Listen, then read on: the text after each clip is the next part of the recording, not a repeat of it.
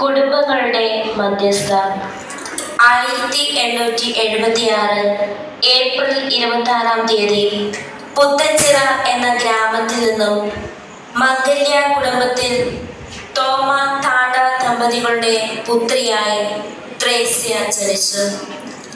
5-ാമത്തെ വയസ്സ് മുതൽ ഉപവസിച്ചു തുടങ്ങി. ആഡംബരങ്ങളെല്ലാം ഒഴിവാക്കി ദിവസവും ഈശോയുടെ പീഡാനുഭവത്തിന്റെ ഒരംശം അനുഭവിക്കുവാൻ വേണ്ടി കൈകൾ നിവർത്തി അതിൻ്റെ മുകളിൽ കിടക്കുമായിരുന്നു. എന്നതാ മോളെ നീ കാണിക്കുന്നത്? നിനക്ക് എങ്ങനെ കിടക്കാൻ പറ്റുന്നത്? ദേഹം മുഴുവൻ വേദനിക്കുന്നില്ലേ? എഴുന്നേൽക്ക്, എഴുന്നേൽക്ക്. എന്താ മോളെ? എൻ്റെ ഈശോ 3 ആണികളിൽ കിടക്കുമ്പോൾ എനിക്ക് മെത്തയിൽ കിടന്നുറങ്ങാൻ സാധിക്കുന്നില്ല അമ്മേ. ഈ ലോകം പാപത്താൽ കുതിച്ചുകൊണ്ടിരിക്കുന്നു. നാം എല്ലാ നിമിഷവും യേശുവിനെ കുരിശിൽ തറയ്ക്കുകയാണ്. എനിക്ക് അവിടുത്തെ ആശ്വസിപ്പിക്കണം. ഞാനല്ലാതെ മറ്റാരാണ് എൻ്റെ യേശുവിനുള്ളത്? രോഗിയായ അമ്മയുടെ മരണം ത്രേസ്യയെ തളർത്തി. ദൈവോപാസന മാത്രം മനസ്സിൽ ചിന്തിച്ച് വിവാഹം കഴിക്കാതെ ത്രേസ്യ ജീവിക്കുന്നത് വീട്ടിലും നാട്ടിലും സംസാര വിഷയമായി. വീട് ത്രേസ്യയ്ക്ക് അസ്വസ്ഥത മാത്രമേ സമ്മാനിച്ചുള്ളൂ. കരകന്യാസ്ത്രീ ഇവിടെ അങ്ങനെ ഇരുന്നോ? ബാക്കിയുള്ളവരുണ്ടല്ലോ അടുക്കളയിൽ കിടന്ന് കഷ്ടപ്പെടാൻ. വെളുപ്പിന് എഴുന്നേറ്റ് എന്നാൽ കഴിയുന്നതെല്ലാം ഞാൻ ചെയ്തില്ല നാത്തൂനെ. പിന്നെ എന്തിനാ എന്നെ വഴക്ക് പറയുന്നത്? ചെയ്തതിന്റെ കണക്ക് പറഞ്ഞോ? ഒരു കണക്ക് പുസ്തകത്തിൽ എഴുതി വെച്ചോ? പ്രാർത്ഥനയും നമസ്കാരവും പഠിച്ചിട്ടാ ഞാൻ വീട്ടിലേക്ക് കെട്ടിക്കയറിയത്. എനിക്ക് പ്രാർത്ഥിക്കണമെന്നും ധ്യാനിക്കണമെന്നും ആഗ്രഹമുണ്ട്. ഏതു നേരം ധ്യാനിച്ചുകൊണ്ടിരുന്നാലേ വേല ചെയ്തുകൊണ്ടിരിക്കുന്നവർക്ക് സമയത്തിന് ആഹാരം കൊടുക്കാൻ പറ്റില്ല. നിന്റെ അപ്പനും എന്റെ കെട്ടിയോനും ഇങ്ങ് വരട്ടെ. ഇതിന് ഞാനൊരു പരിഹാരം ഉണ്ടാക്കും. എടി എടി എടി, ഇവിടെ വാടി. വെറുതെ തിന്നാൽ മാത്രം പോരാ, പോയി വെള്ളം കോരിക്കൊണ്ടുവാ.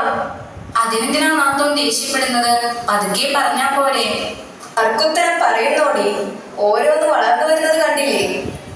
നിന്നെ ഓർത്ത് ഒന്ന് ധ്യാനിക്കാൻ പോലും എനിക്ക് ഈ വീട്ടിൽ സ്വാതന്ത്ര്യമില്ലല്ലോ. പൊറുക്കണേ നാഥ. വാ, ചേച്ചിയും വരാം.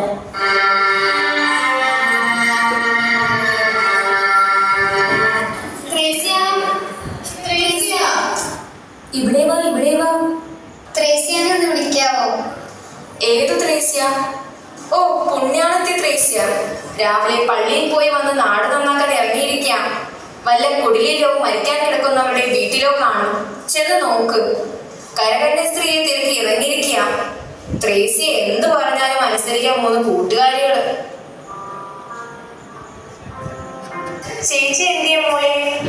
ചേച്ചി കിഴക്കേക്കുന്നിന്റെ ഭാഗത്ത് പോയി. കിഴക്കേക്കുന്നിൻ ചെയ്യുമോ? അവിടെ വനമല്ലേ? വാ, നമുക്ക് പോയി നോക്കാം. എല്ലാവരിലും നിന്നും അകന്ന് വനാന്തരത്തിൽ ഏകയായി അവിടെ യേശുവുമായി അലിഞ്ഞു ചേരാൻ മറഞ്ഞിരിക്കാൻ അവൾ അതിയായി ആഗ്രഹിച്ചു. അങ്ങനെ തൃശൂർ രൂപതാ മെത്രാൻ ജോൺ മേനാച്ചേരിയുടെ നിർദ്ദേശപ്രകാരം തൃശൂർ ജില്ലയിൽ തന്നെ മഠത്തിൽ താമസമാക്കി. തന്റെ ദൈവവിളി ആ മഠത്തിലേക്കല്ല എന്ന് ബോധ്യമായ മറിയം ത്രേസ്യ ആത്മീയ പിതാവ് ഫാദർ ജോസഫ് വിജയത്തിന്റെ സഹായത്തോടെ ഒരു പുതിയ സന്യാസിനി സമൂഹം ആരംഭിച്ചു. ആ സന്യാസിനി സമൂഹത്തെ തിരുക്കുടുംബ സഭയെന്നും അഥവാ ഹോളി ഫാമിലി സന്യാസിനി സമൂഹം എന്നും വിളിച്ചു. അയ്യോ അയ്യോ ഈശോ, ഈശോ, അയ്യോ ഈശോ, ഈശോ, ഈശോ. മദറിന് എന്തു പറ്റി? മദർ? നല്ലോണം വിയർക്കുന്നുണ്ടല്ലോ. എന്തു പറ്റി? യേശുക്രിസ്തു കുരിശിൽ കിടക്കുന്നത് പോലെ ആയല്ലോ അമ്മ. വാ, നമുക്ക് പ്രാർത്ഥിക്കാം. ഭൂമിയിലെ കുറച്ച് ആളുകൾക്ക് മാത്രം വല്ലപ്പോഴും കിട്ടുന്ന ആത്മാവിൻ്റെ സ്വർഗക്കാഴ്ചയാണ്. തിരുസഭയിൽ ചുരുക്കം ചില പുണ്യാത്മാക്കൾക്ക് ഈശോ തൻ്റെ പഞ്ചക്ഷരങ്ങൾ നൽകി അനുഗ്രഹിച്ചിട്ടുള്ളൂ. സീനായിലെ വിശുദ്ധ ഖാദർ, ആവിനായിലെ വിശുദ്ധ അമ്മ ത്രേസ്യ. ഇവർ രണ്ടുപേരും പഞ്ചക്ഷരധാരികളായിരുന്നു. ഇവരെ പോലെയാണ് ഈ അമ്മ മറിയം ത്രേസ്യ.